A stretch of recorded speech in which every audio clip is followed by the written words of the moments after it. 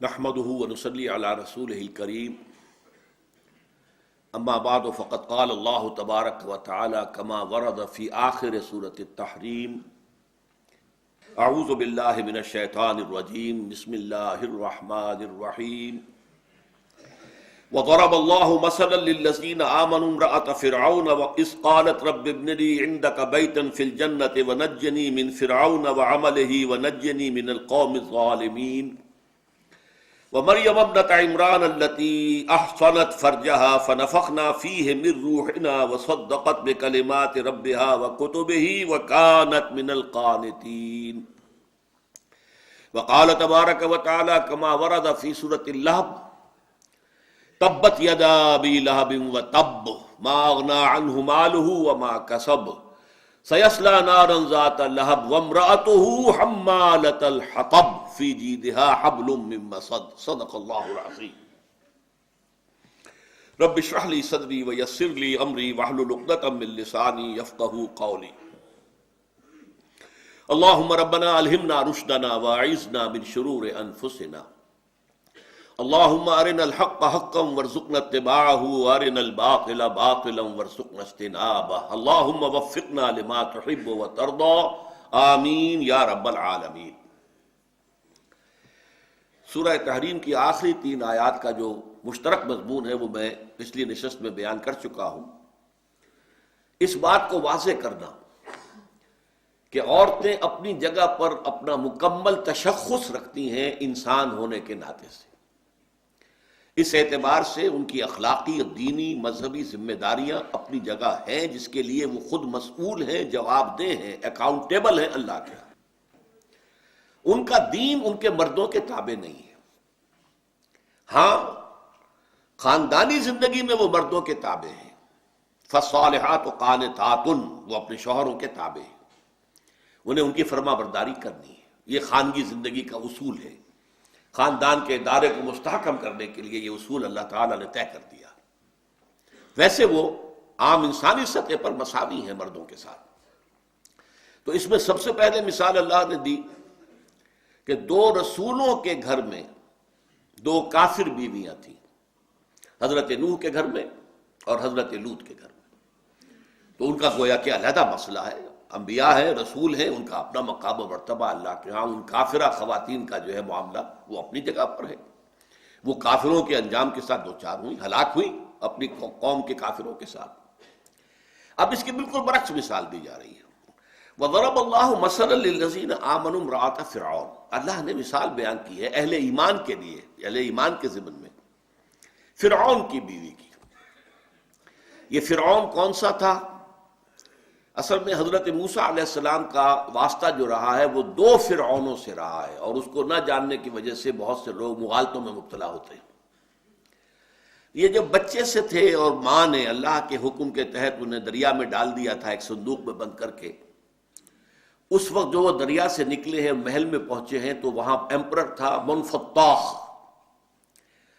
اور وہ اس کے ہاں اولاد نہیں تھی، اور وہ ظاہر بات ہے فرعون تھا، خدائی کا دعوے دار تھا، جو بھی ان کے ہاں چلا آ رہا تھا معاملہ، وہ اللہ تعالیٰ کے کو ماننے والا نہیں تھا۔ سورج کی پرستش ان کے ہاں ہوتی تھی، ان کا سب سے بڑا دیوتا سورج تھا، لیکن وہ خود اپنی خدائی کا دعوے دار تھا کہ میرے پاس اختیارات جو ہیں خدائی اختیارات ہیں، جس کا کہ پھر آپ کو معلوم ہے کہ یورپ کی ہسٹری میں ڈیوائن رائٹس آف کنگز، بادشاہوں کے حقوق تو خدائی کے ہوتے ہیں۔ یہ ڈیوائن رائٹس آف کنگز وہیں سے تو چلا آ رہا ہے کہ فرعون اور نمرود کا دعویٰ کیا تھا کہ ہم خدا ہیں۔ لیکن اس کے گھر میں جو بیوی تھی وہ ایک مسلمان، اور محسوس ایسا ہوتا ہے کہ بنی اسرائیل میں سے تھی، ان کا نام آسیہ تھا رضی اللہ تعالی عنہا۔ اب ظاہر بات ہے کہ بنی اسرائیل ان کے محکوم قوم تھے، غلام تھے، جب جس کو چاہا ان میں سے کسی کی بیٹی پسند آ گئی، نگاہ میں کھپ گئی، اسے لے آئے، اپنے حرم میں داخل کر لیا۔ لیکن وہ تھی مسلمان، اسرائیلی تھی، تو وہی در حقیقت تھی خاتون کے جس نے حضرت موسیٰ کو بچایا ہے۔ جب حضرت موسیٰ جو ہے دریا سے نکال لیے گئے تھے، وہ جب بچے سے تھے بالکل، تو اس کے بعد یہ ہے کہ فرعون قتل کرنے پر تلا ہوا تھا، اسے اندازہ ہو گیا تھا یہ اسرائیلی ہے، اور اس وقت تو قانون یہ تھا کہ اسرائیلیوں کے ہاں جو بھی بچہ پیدا ہوگا مرد لڑکا اسے فوراً قتل کر دیا جائے۔ تو فرعون جو ہے قتل کرنے پر تلے ہوا تھا، لیکن اسی عورت نے کہا تھا، معلوم ہوتا ہے کہ وہ تھی محبوب، اپنے شوہر منفتاح کی بہت محبوبہ تھی، اس کا مطلب یہ کہ دل میں اس کے مقام تھا بہت بلند. تو اس نے کہا تھا لا تقتلوہ، اسے قتل نہ کرو. ویسے تو اللہ تعالیٰ نے ایک جگہ فرمایا ہے سورہ طٰہٰ میں وَأَلْقَيْتُ عَلَيْكَ مَحَبَّةً مِّنِّي، اے موسیٰ اس وقت ہم نے تم پر اپنی محبت کا ایک پرتو ڈال دیا تھا، ایسی موہنی صورت کہ جو دیکھے اور وہ اس کا جو ہے گرویدہ ہو جائے. اس قدر خوبصورت، اس قدر موہنی شکل. تو اس کو بھی ایک شکل بنایا اللہ نے، ان کے بچانے کا ذریعہ بنایا، ایسا پیارا بچہ. تو اس نے بیوی نے کہا لا تقتلو، قتل نہ کرو، عسیٰ ان ینفعنا او نتخذہ ولدا، ہو سکتا ہے اسے بیٹا بنا لے، ہمیں اللہ نے ابھی تک بیٹا نہیں دیا ہے. تو وہ جو بیوی تھی آسیہ، جو اسرائیلی تھی، نیک تھی، بہت پارسا خاتون تھی. تو اگرچہ وہ فرعون کے محل میں ہے، لیکن اس پر وہ محل جو ہے وہ اسے کاٹ کھانے کو دوڑ رہا ہے. وہاں کا ناز و نام، وہاں کی نعمتیں، وہاں کی آسائشیں، وہاں کے ساری جو بھی آرام ہیں، عیش ہے، اس میں وہ خوش نہیں ہے. اس کا کہنا کیا ہے وَضَرَبَ اللَّهُ مَثَلًا لِلَّذِينَ آمَنُوا امْرَأَتَ فِرْعَوْنَ اذ قَالَتْ، جبکہ اس نے کہا، دعا کی، رب ابن لی عندک بیتا فی الجنہ، پروردگار مجھے اس محل سے کوئی دلچسپی نہیں، پروردگار میرے لیے تو اپنے پاس جنت میں ایک گھر بنا لے، مجھے اس میں داخل فرما دے. یہ سارے دنیاوی شان و شوکت اور یہ شکوہ اور یہ سب کچھ بادشاہی مجھے تو کاٹ کھانے کو دوڑ رہی ہے. رب ابن لی عندک بیتا فی الجنہ ونجنی من فرعون وعملہ، اور پروردگار مجھے نجات دے دے اس فرعون سے اور اس کے عمل سے. حالانکہ جیسا کہ میں نے عرض کیا وہ محبت کرتا تھا انتہائی، اس کے باوجود چونکہ خدا کا دشمن تھا، وہ مشرک تھا، کافر تھا، اس اعتبار سے جو ہے، اور یہ ظاہر بات ہے کہ بنی اسرائیل جو ہے وہ اگرچہ بہت بری طریقے سے مصر کے اندر پیسے جا رہے تھے عذاب کی چکیوں میں، لیکن یہ کہ انہوں نے، یہ ان کا جو ہے یوں سمجھیے کہ کریڈٹ ہے اس کے لیے کہ توحید کو انہوں نے اپنے ہاں برقرار رکھا ہے، ہر حال میں توحید پر قائم رہے. آج بھی توحید پر قائم ہے، ان کے ہاں کوئی جلی شرک موجود نہیں، آج بھی موجود نہیں. کردار کی خامیاں، عمل کی خامیاں، وہ سب اپنی جگہ پر ہیں. حق کی دشمنی، حضور سے دشمنی، اسلام سے دشمنی، وہ سب اپنی انتہائی شکل میں کہ توحید ان کے ہاں جو ہے انٹیکٹ ہے، آج بھی انٹیکٹ ہے. ان کے ہاں شرک جو ہے وہ کسی شکل میں نہیں آیا. جبکہ عیسائیوں کو آپ کو معلوم ہے کہ ان کے ہاں بدترین شرک آ گیا کہ حضرت عیسیٰ کو انہوں نے اللہ کا بیٹا قرار دے دیا. ان کے ہاں بھی کچھ عرصے ایک زمانے میں وہ شرک آ گیا تھا، حضرت عزیر علیہ السلام کو خدا کا بیٹا قرار دیا گیا تھا، لیکن وہ ایک عارضی سا فیض تھا، وہ ختم ہو گیا. بہرحال انہوں نے کہا رب ابن لی عندک بیتا فی الجنہ، پروردگار میرے لیے تو اپنے پاس جنت میں ایک گھر بنا لے، ونجنی من فرعون وعملہ، اور مجھے فرعون کے اور اس کے عمل سے نجات دے دے، ونجنی من القوم الظالمین، اور اے اللہ مجھے نجات دے ان ظالموں کی قوم سے. یعنی یہ نفسیاتی کیفیت ان کی جو ہے اس کو بیان کیا جا رہا ہے کہ انہیں محل میں ہونے پر یہ نہیں ہے کہ کوئی انہیں بہت اس پر فخر ہے اور بہت سمجھ نہیں ہے کہ میرا بہت اونچا مقام ہو گیا ہے. نہیں، ان کی نیکی، ان کی پارسائی، جیسے کہا حضور نے کہ الدنیا سجن المومن وجنت الکافر، یہ دنیا جو ہے ایک مومن کے لیے جیل خانے کے مانند ہے. تو وہ محل جو ہے انہیں جیل خانے سے برا لگ رہا تھا اور وہاں وہ رہنے کے لیے تیار نہیں تھی. تو یہ بڑی اونچی مثال ہے جو دی ہے اللہ تعالیٰ نے خواتین میں سے کہ بدترین شوہر منفتاح. اب میں آپ کو بتا رہا تھا کہ دوسرا جو ہے در حقیقت جب حضرت موسیٰ علیہ السلام سے قتل ہو گیا، ایک قبطی جو ہے مارا گیا ان کے ہاتھوں، پھر وہ وہاں سے جان بچا کر بھاگے ہیں، مدین چلے گئے ہیں. اس کے بعد حضرت موسیٰ علیہ السلام کو جب انہوں نے اپنا بیٹا بنا لیا تھا، اس کے بعد اللہ نے فرعون کو بھی بیٹا عطا کر دیا. اب یہ میں نہیں کہہ سکتا کہ اسی بیوی سے یا کسی اور بیوی سے، لیکن بیٹا ہو گیا. پہلے وہ لاولد تھا اس وقت تک.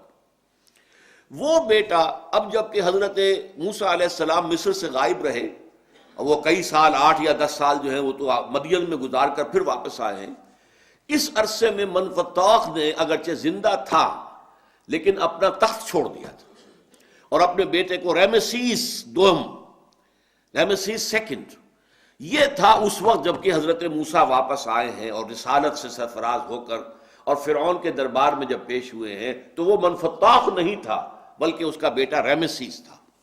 وہی ہے کہ جو غرق ہوا ہے، پھر حضرت موسیٰ علیہ السلام اور ان کی قوم کو اللہ تعالیٰ نے سمندر کو پھاڑ کر ان کو بچایا، ان کو جگہ دی، ان کو راستہ دیا اور اسے لشکر سمیت غرق کیا۔ وہ ریمیسیس تھا جس کی ممی آج بھی موجود ہے، جس کے ناک کے اوپر ایسا نشان موجود ہے کہ معلوم ہوتا ہے کسی مچھلی نے اس کو چبایا ہے، لیکن اللہ تعالیٰ نے قرآن مجید میں یہ موجود ہے کہ طے کر دیا تھا وَنُنَجِّيكَ بِبَدَنِكَ، تیرے بدن کو ہم نجات دیں گے، اس کو سلامت رکھیں گے تاکہ آنے والی نسلوں کے لیے یہ ایک مثال قائم رہے۔ تو وہ ریمیسیس سیکنڈ کی ممی آج بھی موجود ہے دنیا کے اندر، کہ جو غرق ہوا تھا حضرت موسیٰ علیہ السلام کا مقابلہ کرتے ہوئے۔ تو یہ دوسری مثال ہو گئی انتہائی، کہ بدترین ماحول فرعون کا محل، لیکن اس میں نہایت نیک سرشت نیک خاتون جو ہے وہ آباد ہے۔ ظاہر بات ہے کہ ان کے لیے ان کا عمل ہے۔ اسی کا آج میں صبح سوچ رہا تھا کہ ایسا ہو سکتا ہے کہ جب امریکنز جو ہیں وہ افریقہ سے پکڑ پکڑ کر غلام لے گئے ہیں، مرد بھی لے گئے، عورتیں بھی لے گئے، لڑکیاں بھی پکڑ کر لے گئے، اور ان کو جو ہے لوہے کی زنجیروں میں جکڑ کر اور جہازوں کے اندر جو ہے ان کے نچلے تہہ خانوں میں ڈال کر اور انہیں لے کر گئے ہیں، پھر وہاں جا کر ان کی نیلامی ہوئی ہے، اور وہ سب مسلمان تھے۔ یہ نوٹ کر لیجئے، یہ تو بہت بعد میں انہیں معلوم ہوا، ورنہ ان کی جو ہے برین واشنگ ہو گئی تھی، کئی نسلیں گزر گئیں، انہیں پتہ ہی نہیں، یاد ہی نہ رہا اسلام۔ لیکن پھر روٹس نامی ایک ناول لکھا ہے ایک امریکن نے، جس نے بتایا کہ تم سب مسلمان تھے، یہاں آ کر تمہیں عیسائی بنایا گیا، روٹس، اور اس کی فلم بھی بنائی گئی، اور اس سے انہیں محسوس ہوا کہ ہمارا تو ماضی کچھ اور تھا، ہم مسلمان تھے، آزاد تھے، ہمیں پکڑ کر لایا گیا یہاں پر۔ اب ان میں سے فرض کیجئے کوئی مسلمان بچی تھی جو آئی اور بک گئی اور کسی کے گھر میں چلی گئی، اب ظاہر بات ہے اس کے اوپر جو ستم ہو رہا ہے، جو ظلم ہو رہا ہے، ایک باندی کی حیثیت سے وہ اس کو استعمال کر رہا ہے، لیکن وہ اگر خود نیک ہے، مجبوری کی حالت میں جو کچھ بھی اس کے ساتھ ہو رہا ہے، لیکن اگر وہ اپنے عقیدے پر قائم رہی ہو اور اللہ تعالیٰ کے ساتھ اس نے وفاداری کا تعلق اپنا منقطع نہ کیا ہو، تو وہ بھی گویا کہ آسیہ کے درجے میں ہو جائے گی۔ اتنا اونچا نہیں نوعیت کے اعتبار سے، کمیت اور ہے کیفیت اور ہے، کیفیت تو اس کی بھی وہی ہوگی۔ تو یہ مثالیں جو دی جا رہی ہیں یہ کوئی واحد مثالیں نہیں ہیں، اس طرح کی مثالوں پر آپ قیاس کر سکتے ہیں۔ نیکوں کے گھر میں بری عورتیں، کافر عورتیں، اللہ کی ناشکری عورتیں، اور اللہ کے باغیوں کے گھر میں نیک عورتیں۔ اب تیسری مثال آ رہی ہے، وہ جو میں نے کہا تھا کہ کوئی خاتون، کوئی عورت، کوئی لڑکی نہایت نیک سرشت ہو، بہت نیک ہو، بہت پاک ہو، اور پھر اسے نہایت پاک ماحول بھی مل جائے۔ تو یہاں پہ شوہر کی بات تو نہیں ہے، لیکن حضرت مریم سلام علیہا کا ذکر ہو رہا ہے کہ دوسری مثال اہل ایمان کے لیے مثال بیان کی جا رہی ہے، نور علی نور کی۔ وَمَرْيَمَ ابْنَتَ عِمْرَانَ الَّتِي أَحْسَنَتْ فَرْجَهَا، اور اللہ نے مثال بیان کی اہل ایمان خواتین کے لیے، مریم کی بھی، کہ جو عمران کی بیٹی تھیں، جنہوں نے اپنی شرمگاہ کی مکمل حفاظت کی۔ یہ احسان جو ہے سواد کے ساتھ، ایک ہے سین کے ساتھ، احسان، اس کے دو معنی ہیں، کسی کے ساتھ کوئی بھلائی کرنا، یا جو کام کرنا خوبصورتی سے کرنا، اچھے انداز میں کرنا، یہ نہیں کہ بس ایسے ہی نیم دلی کے ساتھ وہ کام کرنا ہی، اپنی بہترین صلاحیتیں لگا کر اعلیٰ سے اعلیٰ شکل میں کرنا، وہ سین سے احسان ہے۔ یہ سواد سے احسان جو حسن، ہا صاد نون، اس کے معنی قلعے کے ہیں۔ میں نے عرض کیا تھا کہ محسنات من النساء، عورتوں میں سے محسنہ وہ ہیں کہ جو کسی کے قید نکاح میں ہیں۔ نکاح جو ہے ایک قلعہ ہے، ایک مرد کی حفاظت انہیں حاصل ہے، ایک مرد جو ہے وہ ان کی عصمت و عفت اور ان کی شخصیت کا محافظ موجود ہے، ان کی ضروریات کی دیکھ بھال کر رہا ہے، ان کو جو ہے نان نفقہ فراہم کر رہا ہے، تو یہ گویا کہ قلعے میں ہے۔ تو در حقیقت احسان جب سواد سے بنے گا تو حفاظت کرنا، قلعہ بند ہو جانا، یا کسی کو قلعہ بند کر لینا۔ تو حضرت مریم کے بارے میں جو لفظ اللہ تعالیٰ نے استعمال کیا، التی احسنت فرجہا، یعنی اپنی سیرت، اپنی عفت، اپنی عصمت کی پوری حفاظت کی، پوری حفاظت کی، احسنت فرجہا، فنفخنا فیہ من روحنا، تو ہم نے پھونک دیا اس میں اپنی روح میں سے۔ اب یہ جو ہے مضمون قرآن مجید کے فلسفے کے اعتبار سے مشکل مضامین میں سے ہے۔ 4 الفاظ ہیں جو قرآن مجید میں ایک ایسے عالم کے فینومینا کو بیان کرتے ہیں کہ جو ہمارے مادی عالم سے ماورا ہے. ایک ہمارا یہ مادی دنیا ہے، مادی کائنات ہے، میٹیریل ورلڈ، میٹیریل یونیورس. ایک اس سے ماورا ہے جسے عالم امر کہا جاتا ہے. عالم امر کے معاملات کو بیان کرنے کے لیے قرآن مجید 4 الفاظ استعمال کرتا ہے. کلمہ، نمبر 2 روح، نمبر 3 نور، نمبر 4 وحی. یہ 4 الفاظ وہ ہیں. میری ایک چھوٹی سی تصنیف ہے لیکن ذرا مشکل ہے.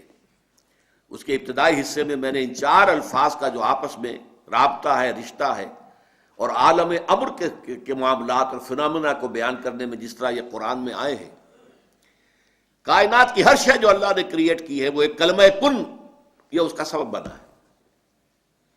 لہذا جملہ مخلوقات کے لیے کہا گیا ہے کہ اللہ تعالیٰ کے کلمات کو لکھنے کے لیے اگر تمام درخت جو ہیں ان کے قلم بنا لیے جائیں اور تمام سمندر کا پانی جو ہے سیاہی بن جائے تو قلم بھی ختم ہو جائیں گے، سیاہی بھی ختم ہو جائے گی. اللہ تعالیٰ کے کلمات کا احسان نہیں کیا جا سکے گا.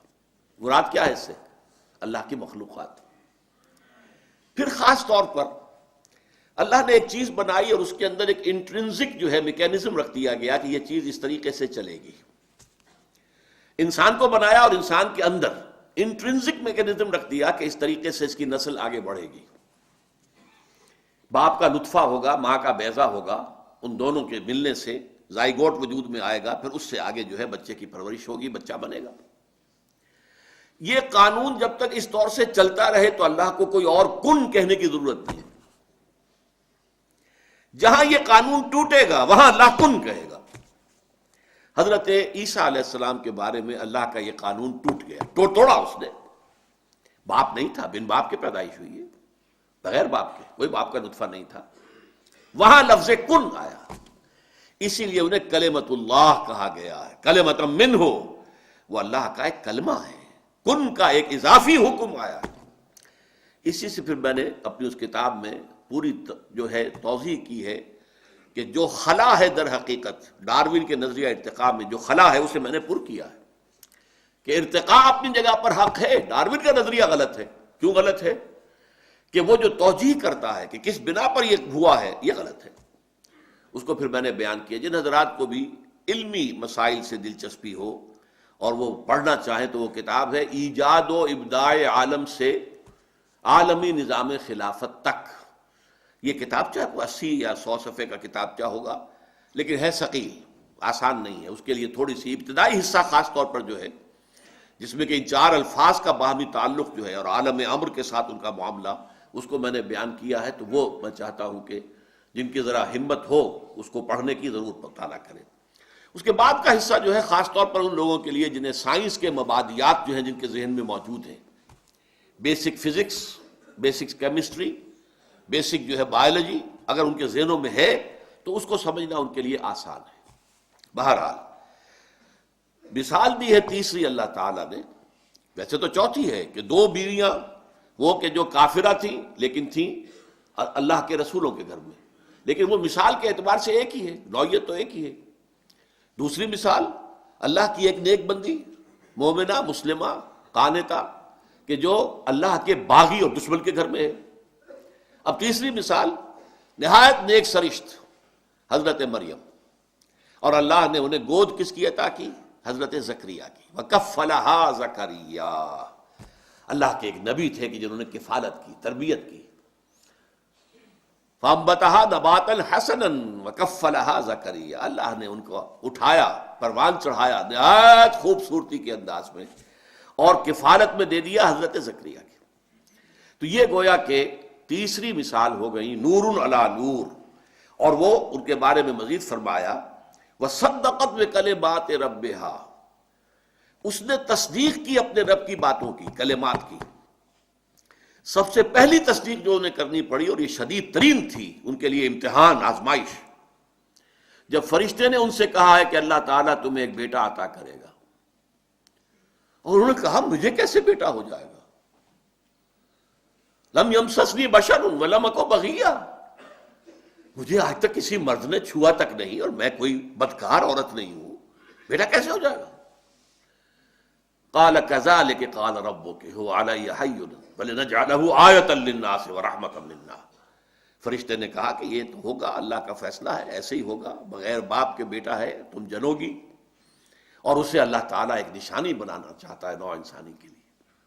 تو حضرت مریم نے تصدیق کی، مان لیا، قبول کر لیا، فرشتے کی بات کی تصدیق، جیسے کہ حضور کے بارے میں آیا آمن الرسول بما انزل الیہ من ربہ والمؤمنون، ایمان لائے اللہ کے رسول اس شے پر کہ جو اللہ تعالیٰ نے ان پر نازل کی۔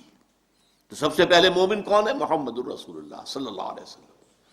اسی طرح فرشتے نے یہ جو خبر دی، اور یہ بظاہر بات ہے کس قدر شدید تھی کہ جب ولادت ہوئی ہے اس وقت کی کیفیت کیا ہے سورہ مریم میں جو بیان ہوئی، یا لیتنی مت قبل ھذا وکنت نسیا منسیا، ہائے کاش کہ میں اس سے پہلے مر گئی ہوتی، کیا کروں گی، کس منہ سے جاؤں گی اپنی قوم کے پاس، کیا کہیں گے وہ، اے مریم کیا لے آئی ہو، یہ طوفان تم نے گھڑا ہے، یہ کوئی حرام بچہ تم نے جنا ہے، معاذ اللہ صبح معاذ اللہ، یا لیتنی مت قبل ھذا، کاش کہ میں اس سے پہلے مر گئی ہوتی، وکنت نسیا منسیا، اور میں بھولی ہو چکی ہوتی، سب مجھے بھول چکے ہوتا، میرا نام بھی بھول گئے ہوتے، میرا ذکر بھی بھول گئے ہوتے، کاش ایسا ہوتا۔ کس قدر بڑا امتحان تھا ایک کنواری لڑکی کے لیے، ایک بچی کے لیے، لیکن بہرحال وہ اس امتحان کے اندر پوری اتری ہے۔ تو فصدقت بکلمات ربہا، انہوں نے تصدیق کی اپنے رب کے کلمات کی، وکتبہ، اور اس کی کتابوں کی بھی، ظاہر بات ہے اولڈ ٹیسٹمنٹ پورا کا پورا موجود تھا نا، تورات تو موجود تھی، تورات تو چلی آ رہی تھی، اس تورات کو انہوں نے پڑھا ہے، وَكَانَتْ مِنَ الْقَانِتِينَ، اور وہ ہمارے بہت ہی فرما بردار بندوں میں سے تھی۔ اب جیسا کہ میں نے عرض کیا کہ چارپائی کے جو 4 پائے ہوتے ہیں ان میں سے 3 تو یہاں آ گئے۔ بہترین شوہروں کے گھر میں بدترین عورتیں، بدترین شوہر کے گھر میں بہترین بیوی، نیک خاتون نیک ماحول میں نور علی نور۔ اب چوتھی مثال ہے، اور یہ مثال ہے جس کے لیے پھر کہ اللہ تعالیٰ نے یہاں اس کو بیان کرنے کی بجائے پوری سورت کی حیثیت دی، اس لیے کہ اس کا بڑا گہرا تعلق سیرت محمدی سے ہے صلی اللہ علیہ وسلم۔ حضور کا چچا ابو لہب بدترین دشمن، اور اس کی بیوی ام جمیل بدترین دشمن، دونوں انتہائی خوبصورت انسان تھے۔ ابو لہب سرخ سفید رنگت، بڑی بڑی آنکھیں، بہت خوبصورت انسان تھا، اسی لیے اس کا نام تو غالباً عبد العزیٰ تھا اگر مجھے مغالطہ نہیں لگ رہا ہے، بلکہ یہ تو اس کی کنیت بن گئی تھی ابو لہب، جیسے کہ لہب کہتے ہیں دہکتا انگارہ، تو یہ تو دہکتے انگارے کے مانند ہے، اس کے سرخ و سفید رنگت جو ہے، اس کی آنکھیں جو ہے بڑی بڑی، لیکن بدقسمت بدبخت حضور کا انتہائی دشمن، اور ام جمیل اس سے بڑھ کر دشمن۔ یہ بتانا مشکل ہے کہ کون زیادہ بڑا دشمن تھا۔ ذاتی طور پر حضور کو جو تکلیفیں پہنچائی ہیں وہ باہر کے لوگ نہیں پہنچا سکتے تھے، لیکن یہ تو گھر کے لوگ تھے، انہیں کون روکے۔ بنو ہاشم کا جو ایک حصار حاصل تھا حضور کو، جب تک کہ ابو طالب کا انتقال نہیں ہوا ہے، اس وقت تک بنو ہاشم حضور کے حفاظت کرنے والے تھے، لیکن یہ تو خود بنو ہاشم میں سے ہے، اور ایک دیوار بیچ رہائش ہے ابو لہب کی اور حضور کی، اور یہ بیوی جو ہے اوپر سے دیوار کے اوپر سے گندگی پھینکتی ہے حضور کے گھر میں سے، ان کے اندر۔ صبح تہجد کے لیے حضور اٹھتے تھے اور جاتے تھے بیت اللہ کے پاس، جا کر وہاں عبادت کرتے تھے، راستے میں کانٹے بچھاتی تھی، کانٹے لگے ان کو۔